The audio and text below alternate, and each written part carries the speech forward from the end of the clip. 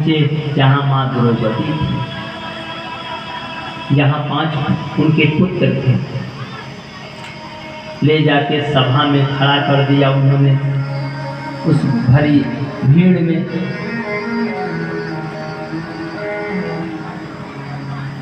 लेकिन अश्वत्थामा केवल द्रौपदी की तरफ देख रहा है।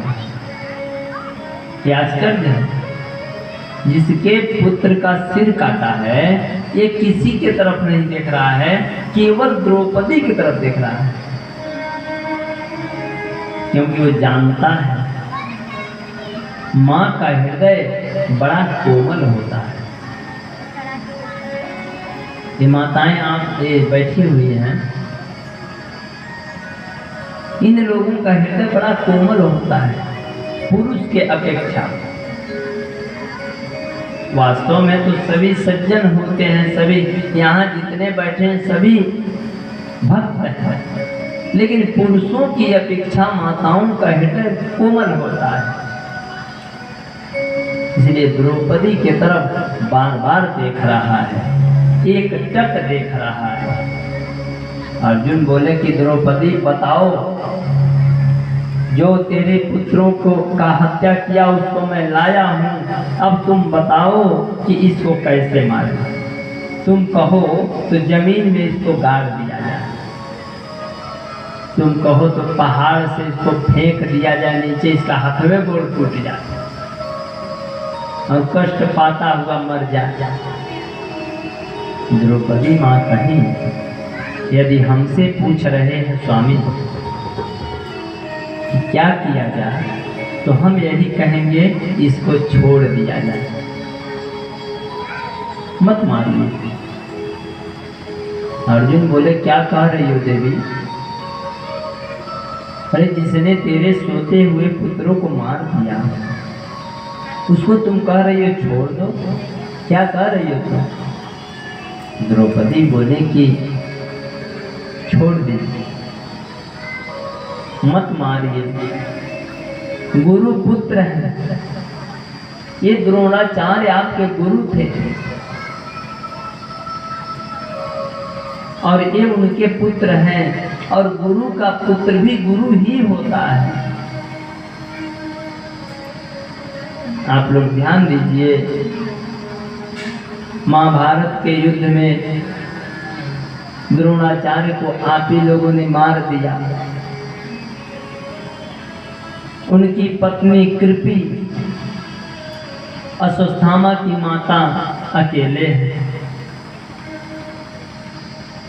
अभी तो हम आप लोगों के सहारे जीवन जी लूंगी, जीवन व्यतीत कर लूंगी, लेकिन माँ कृपी का कौन होगा? द्रोणाचार्य मारे गए युद्ध में, एक अश्वत्थामा ही तो उनके बुढ़ापे का लाकड़ी बचा है, एक यही तो जीवन है उनका। यदि ये आज मारा गया तो माता कृपी का क्या होगा? वो कैसे जीवन जिएंगे? इसलिए हम कह रहे हैं छोड़ दीजिए, मत मारिए। भीम से पूछा गया तो भीम का आप लोग जानते ही हैं, वो बोले कि यदि अर्जुन छोड़ेगा तो मैं तो मारूंगा, चाहे कुछ भी हो, बड़ा दुष्ट है। लेकिन भगवान से जब पूछा गया तो भगवान कहे, हे युधिष्ठिर, धर्म शास्त्रों में जो लिखा गया हो वही करना। यदि बाल हत्यारा कोई है तो उसे छोड़ना मना है, उसे दंडित करना ही चाहिए। और ब्राह्मण है, गुरु पुत्र है, यदि कोई गलती कर दिया तो उसे जान से मारना मना है। अब मारना भी नहीं है और छोड़ना भी नहीं है। अर्जुन समझ गए कि वैष्णव जगत में अपमान करने का मतलब मारना ही होता है। बड़ी सभा में किसी प्रतिष्ठित व्यक्ति का आपने अपमान कर दिया तो वो मरा ही समझ लेता है, मरने के बराबर ही हो जाता है। इसलिए उनके मस्तक से मणि निकाल दिया गया और पूर्ण तरह से अपमानित करके अर्जुन धक्का दे करके भारी भीड़ से भगा दिया। अब अश्वत्थामा मणि से, जब मणि नहीं है उसके मस्तक में व्याकुल हो गया है, जैसे मछली को पानी से जल से बाहर करेंगे वो तड़फड़ाती है, ऐसे ही एक तो मणि का कष्ट है और दूसरा अपमानित हुआ है, तड़फड़ाता हुआ अश्वत्थामा जा रहा है। कह रहा है अर्जुन, अच्छा नहीं कैला तूने अच्छा नहीं किया। मैं तेरे खानदान में पानी देने वाला नहीं छोड़ूंगा, ध्यान रखना। सोचते हुए जा रहा है, फिर हंस रहा है, अब बचा ही कौन है? अरे अर्जुन, भीम, नकुल, सहदेव, युधिष्ठिर है तो ये तो अब वृद्ध हो जाएंगे, मर ही जाएंगे। और जो पानी देने वाले थे उनको मैं रात में मार दिया। हंस रहा है, फिर चुप हो गया, फिर शांत हो गया। कहा नहीं नहीं, महाभारत हो रहा था उस समय अभिमन्यु की पत्नी गर्भवती थी। अब वो तो बच्चा 9 मास पूर्ण कर रहा है, उसके गर्भ में गए 9 महीना पूर्ण होने वाले हैं। यदि वो बालक बचा तब तो पानी देने वाला बच जाएगा, उसको मारूंगा मैं, उसको छोड़ नहीं सकता। महाराज वो बात बात में ब्रह्मास्त्र चलाता था। उनके पिता द्रोणाचार्य उनको ब्रह्मास्त्र चलाना सिखाए नहीं थे, क्योंकि दुष्ट व्यक्ति यदि कोई होता है तो उसको ऐसे विद्या नहीं सिखाई जाती कि वो कभी छोड़ देगा। अब मान लीजिए किसी का तबीयत खराब है, वो धर्म अधर्म जानता ही नहीं और उसके हाथ में आप पिस्टल दे दिए, अरे भले उसका लाइसेंस बना हो और उसके पास पिस्टल है, अरे धर्म भी नहीं जानता, उसके पास समझ भी नहीं है, और कोई उसको कुछ कह दे थोड़ा ही तुरंत निकाल लेगा, मार सकता है, क्या गारंटी है? ऐसे ही अश्वत्थामा को द्रोणाचार्य ने, मतलब उनके पिताजी सिखाए नहीं थे, अर्जुन को सिखा रहे थे तो देखा देखी सीख लिया था। कुछ देखा देखी में कुछ होते हैं, सीख लेते हैं। अब चला देता था लेकिन वापस करना नहीं जानता था, केवल चलाना जानता था।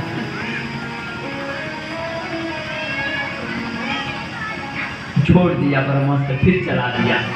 उत्तरा के गर्भ में जो शिशु है, गर्भस्थ शिशु को मारने के लिए ऊंच निवास नीच करती थी। कितना घृणित कर्म किया। सूत जी कह रहे हैं, हे ऋषियों, जब ब्रह्मास्त्र आया तो उत्तरा जब देखी कि आग का गोला जलता हुआ मेरे तरफ आ रहा है, सीधे वो कुछ नहीं सोची, क्योंकि मैं बोल रहा था कि भगवान पे जब भरोसा करिएगा ना तो उसके बाद मत सोचिए कुछ, ना अपना दिमाग लगाइए। जब अपना लगा देंगे तो भगवान नहीं कुछ करेंगे। ना कुछ सोचा उन्होंने, ना कुछ किया, सीधे भक्ति हुई, गई और भगवान के चरणों में जाकर गिर पड़ी।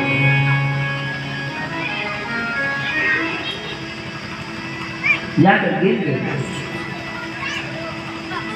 ऋषि लोग बोले क्यों? अर्जुन भी थे, भीम थे, कई उन लोगों से भी तो कहना चाहिए था। सूत जी बोले, हे ऋषियों, वो जानती है कि द्रौपदी को जब भरी सभा में खींच कर ले जाया जा रहा था, उस समय वहां अर्जुन, भीम, नकुल, सहदेव, युधिष्ठिर सभी बैठे थे। भीष्म पितामह जी थे, द्रोणाचार्य थे, कृपाचार्य थे, सब थे, लेकिन बचाने के लिए भगवान कृष्ण कन्हैया को आना पड़ा। वहां मेरे गोविंद को आना ही पड़ा। तो अंत में जब उन्हीं के पास जाना है तो फिर बीच में हम इधर उधर क्यों भटके? इसलिए हम पहले ही क्यों न कृष्ण भगवान के चरणों में चले। इसलिए सीधे उत्तरा कृष्ण भगवान के चरणों में चली गई और जाकर के गिर गई। बोली कि हे भगवान, शब्द ध्यान दीजिए, आप लोग दर्शन करिए कि सबकी महिलाएं कैसी थी। अब हम लोगों के अंदर क्या विकृतियां आ रही हैं और इसको फिर हम दूर करने का प्रयास क्यों नहीं कर रहे हैं? उत्तरा बोली कि भगवान ये देखिए, लोहे का वो जलता हुआ पिंड मेरे ओर आ रहा है। मैं सिर्फ इतना निवेदन करूंगी, हमको वो पिंड मार डाले। हमको अपने शरीर की चिंता नहीं है, लेकिन हमारे जो गर्भ में बच्चा है उसको बचा लिया। ये मेरा निवेदन। भगवान कहे, अरे पगली, तेरे पास तो इतना ज्यादा बुद्धि है कि मैं क्या बताऊं। तूने तो एक शब्दों में अपना और अपने बच्चे का दोनों का रक्षा मांग लिया, क्योंकि बच्चा तभी बचेगा कि जब माँ बचेगी। तो यदि ये अपना रक्षा मांगती तब वहां अच्छा नहीं होता, लेकिन ये कह रहे हैं कि हमको भले मार डाले ये लोहे का पिंड, लेकिन हमारे गर्भ से शिशु को बचा ले।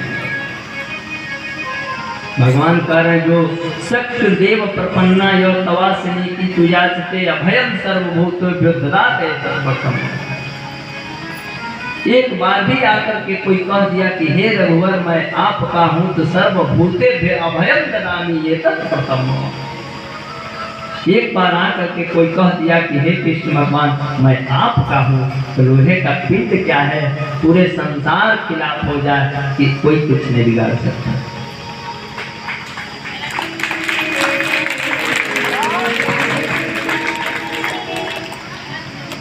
इसलिए भगवान सूक्ष्म रूप लेकर के और उत्तरा के गर्भ में प्रवेश कर गए। बोलिए श्रीमद् भागवत महापुराण की। उसमें प्रवेश कर गए। 10 मिनट और आप लोग बैठिए, अब आरती कराया जाएगा और प्रसाद लेकर तब चल जाइए। 10 मिनट बैठिए। और ध्यान था, जो बालक था उस बालक का भगवान ने रक्षा किया, मतलब सुरक्षा किया। वो मर चुके थे, लेकिन भगवान जाकर के फिर उनको उनके शरीर में प्राण डाला। कुंती माता गए उनके भगवान के चरणों में लेट गए, कहीं कि भगवान न चांतर न बहिरेस्य न पूर्वम न पिचा परम, पूर्वा परम बहिष्यांतर जगतो जो जगत।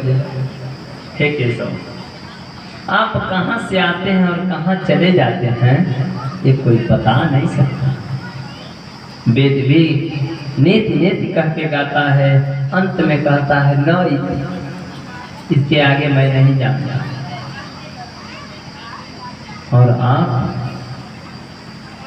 आपको तो बड़े बड़े अबलात्मक का दिमाग खसक गया है। अरे बुआ, हम आपके भतीजा हैं और वो भी सबसे छोटे हैं। हमको भगवान कह रही हैं यार, ये क्या कह रहे हैं बुआ? अच्छा चलिए, जब भगवान आप कह रही हैं हमको, तो चलिए हम भगवान हैं, मान लिया अपने आप को भगवान। तो भगवान से दुनिया मांगती है, आप लोग भी मांग लीजिए।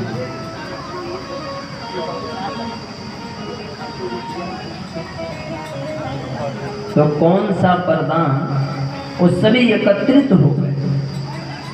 वहां सभी दौड़ के पहुंचे, अर्जुन, भीम, नकुल, सहदेव, युधिष्ठिर, द्रौपदी, सुभद्रा, सभी एकत्रित हो गए। अब कौन सा वरदान कैसे मांग रहे हैं, एक कल कथा श्रवण कराया जाएगा। आज आइए हम लोग प्रेम से आरती करें और माता